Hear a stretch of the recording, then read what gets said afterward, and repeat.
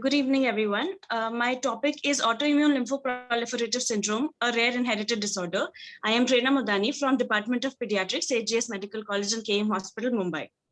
Our case is a 2-year girl, second birth by order, born of a third-degree consanguineous marriage. She was brought to us with complaints of abdominal distension since 6 months of age, fever since 15 days, not associated with chills and rigors, loose stools and vomiting, which was 15 days back, which lasted for 3 days. The child had a significant past history in the form of hospitalization at 7 months of fever, 7 months of age for fever, abdominal distension, and right axillary swelling. The child was advised a bone marrow biopsy and a liver biopsy. However, the child took a discharge against medical advice. There were multiple episodes of fever and increase in size and number of swellings noted later, which were treated on OPD and IPD basis, and the child was referred to our Center for Immunodeficiency Workup. There was no history of TB or TB contact, respiratory distress, night sweats, loss of appetite, weight loss, recurrent jaundice, bleeding from any site, or blood product transfusion till then. The child has a significant family history. The father is a known case of immune thrombocytopenia, thrombocytopenic purpura, and is on steroids. The birth history of the child was uneventful, and the child was developmentally appropriate and immunized till date. Clinically, on examination, the child's general condition was fair and the child was hemodynamically and vitally stable. Pallor was present. Anthropometrically, the child's weight and height was less than -3 standard deviation. The anterior fontanelle at 2 years of age was open at level 2 into 2 centimeters and the BCG scar was present. There was generalized lymphadenopathy involving the cervical, right axillary, and the inguinal lymph nodes. The child also had a hepatosplenomegaly of 3 centimeters and 2.5 centimeters from hepatosplenomegaly. So in clinical suspicion of ALPS, and also to have a differential diagnosis in the form of hematolymphoid malignancies, also other primary immunodeficiency disorders, we went ahead with a strong clinical suspicion for ALPS and worked up the child subsequently. On routine examination, on routine investigations, the hemoglobin of the child was 7.2 gram%. The total leukocyte count was 3,300 per cubic millimeter. So the child had bicytopenia.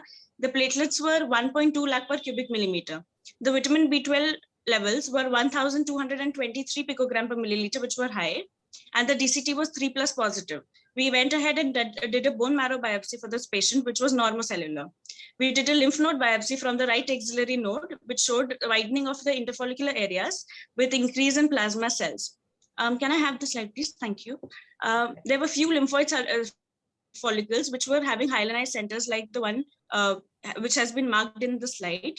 The parafollicular region was showing many histiocytes, and these features were compatible with the primary immunodeficiency syndrome. Other than that, we also went ahead with the flow cytometry. We did a T cell receptor alpha beta positive double negative T cells, which came out to be 6.5%. More than 2.5% of the total CD3 lymphocytes is suggestive of ALPS. We did a clinical exome sequencing, which was suggestive of a homozygous missense variation in the exon 2 of the FADD gene. Hence, we found the definitive diagnosis of ALPS, which was based on 2 required criteria and 1 primary accessory criteria, which were both met in our patient. Hence, the diagnosis of ALPS were confirmed. So the final diagnosis being autoimmune lymphoproliferative syndrome. Our patient was treated with steroids and mycophenolate mofetil. We gave supportive measures in the form of antimicrobial agents and packed cell transfusions. ALPS is actually caused by a mutation in the FAS ligand pathway, where impaired apoptosis leads to abnormal proliferation of the T lymphocytes, which presents as chronic non-malignant non-infectious lymphadenopathy, hepatosplenomegaly, and multilineage cytopenias. At present, there are no curative modalities. However, initial management includes steroids and immunoglobulins. Mycophenolate mofetil, rituximab, and vincristine have shown encouraging results and have been tried. Anecdotal reports also show benefit of bone marrow transplantation. It is important that we differentiate the ALPS from hematolymphoid malignancies because they can have very similar clinical presentations. Thank you. Thank you. Thank you. Thank you, Dr. Prerna. I just have a question, like this father is having idiopathic thrombocytopenic purpura. Can it be related to the mutation which he may be having because this child has homozygous mutation in the FAT gene? Yes, ma'am. Yes, ma'am. Actually, the father could not be worked up, but there is a very likely chance that that is also an autoimmune process, because this FADD gene deficiency is an autosomal recessive disorder. So there is a possibility, but the father could not be worked up due to financial reasons. Okay, there is a question: how has the child fared on follow-up? On steroids, initially the child was started only on steroids. After that, the autoimmune cytopenia still persisted. The child was started on mycophenolate mofetil. After that, the autoimmune cytopenias have resolved. Currently, the child is doing well. So if you want to give one single message to a clinician when to think of ALPS, what will be your message? In any child presenting with generalized lymphadenopathy with hepatosplenomegaly for a chronic more than 6-month period, it is very important to have a differential of ALPS in them. Yes, and it may be associated with certain autoimmune phenomena, like you saw in this child with DCT positive hemolytic anemia and thrombocytopenia. Thank you, Dr. Prerna. With this, we move on to next case from Dr. Rachna. Dr. Rachna, please.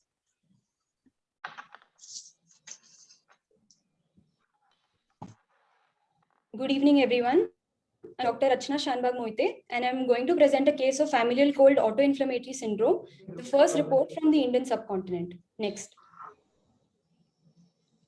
A 4-year-old boy, resident of Bangalore, firstborn of non-consanguineous marriage, presented to us with skin rashes during the winter season from the age of 2 years. These rashes were macular, red in color, not associated with itching, and lasted for about 12 to 24 hours. He also complained of similar rashes on going to areas with low temperature. Next. On eliciting the family history, we found that multiple family members complained of cold-induced urticarial rashes, including his father, grandfather's brothers and sister, their children, and also the great-grandfather.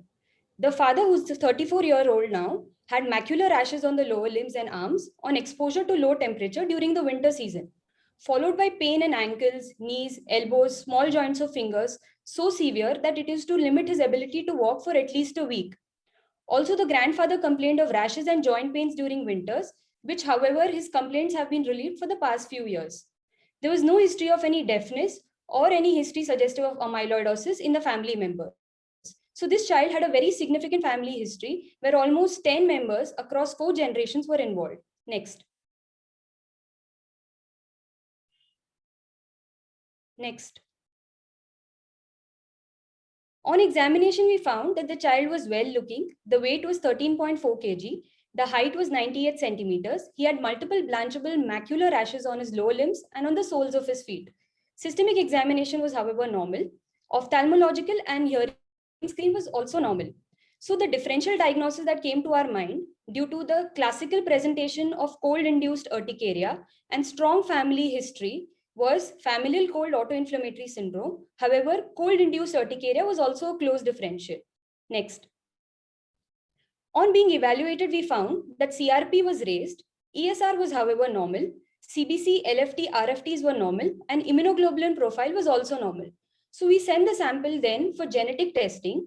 A whole exome sequencing was done, and we found a pathogenic heterozygous missense mutation in exon 3 of NLRP3 gene. The father was also noted to have the same mutation. Next. Hence, we made a final diagnosis of familial cold autoinflammatory syndrome type 1. Next. FCAS is a cryopyrin-associated periodic fever syndrome. It is also autosomal dominant in inheritance. It is characterized by intermittent episodes of rash, fever, joint pain, and other signs and symptoms of systemic inflammation triggered by exposure to cold. Onset occurs usually during infancy and early childhood and persists throughout the patient's life. It is caused by mutations in NLRP3 gene known as FCAS type 1 and NLRP12 gene known as FCAS type 2.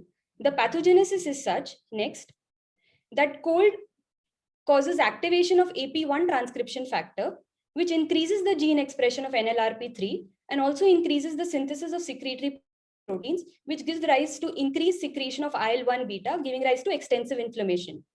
Since this was the first case in our experience, we contacted some experts.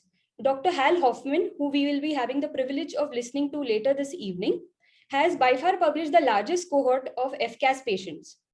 He has published a cohort of 45 patients with onset as low as 6 months of age, with consistent symptoms like rash, fever, arthralgia, conjunctivitis, and very few patients, almost 2%, developed amyloidosis. When we discussed our case with him, he was of the opinion that he had many patients in his cohort with this kind of mutation. This mutation was associated with a mild phenotype. They regularly used IL-1 inhibitors in their patients. However, since IL-1 inhibitors are not available in India, the other treatment options could be high-dose corticosteroids, colchicine, which has been used in some patients but not with great results. Thalidomide could be used, and anakinra if available. We also contacted some other experts like Dr. Marco Gattorno and Dr. Ramanan, who also suggested that a trial of colchicine could be given in our patients. Hence, we started colchicine since it was easily available and the less toxic option amongst the treatment modalities. And we started the patient and his father on colchicine. And now they are on regular follow-up. I would like to conclude by saying that we are reporting the first case of familial cold autoinflammatory syndrome from the Indian subcontinent. Thank you. So very well presented, Rachna. Very extensive family history, which was well taken.